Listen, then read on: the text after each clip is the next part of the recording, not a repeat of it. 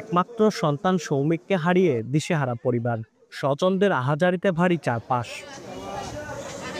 স্বজনরা জানান, বৃহস্পতিবার সন্ধ্যায় শহরের জলশিরতলা এলাকায় নিজ বাড়ি থেকে হাঁটাহাঁটির জন্য বের হন সৌমিক। এরপর থেকে নিখোঁজ ছিলেন। এ ঘটনায় পরিবার সদর থানায় জিডিও করে। রোববার বেলা 11টার দিকে শাহজাহানপুরের বি ব্লক এলাকায় সেনানিবাস লেক থেকে মরদেহ উদ্ধার করে পুলিশ। পরিবারের দাবি, সৌমিককে পরিকল্পিতভাবে হত্যার পর লেকে ফেলে দেওয়া হয়েছে। ওনাদের ফ্ল্যাটের যে একটা অ্যাসোসিয়েশন আছে, ওখানে অনেক খারাপ ভাষায় কথা বলছে। তারপরে আবার ওই নিচে আবার ওই ধস্তাধস্তিটা হয়েছে। তা আমরা আশঙ্কা করতেছি যে তারা এই অপহরণের সাথে জড়িত এবং এই মৃত্যুর সাথে তারা জড়িত থাকতে পারে। সঠিক বিচার চাই আমরা, যেন এরকম আর কোনো মায়ের বুক খালি না হয়।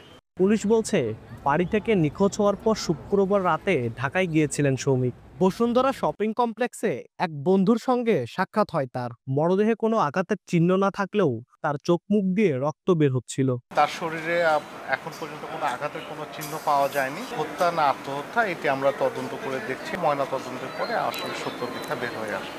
সৌমিক ঢাকা বিশ্ববিদ্যালয়ের কম্পিউটার সায়েন্স বিভাগের 2013-14 শিক্ষাবর্ষের শিক্ষার্থী ছিলেন। আব্দুল আউয়াল, সময় সংবাদ, বগুড়া।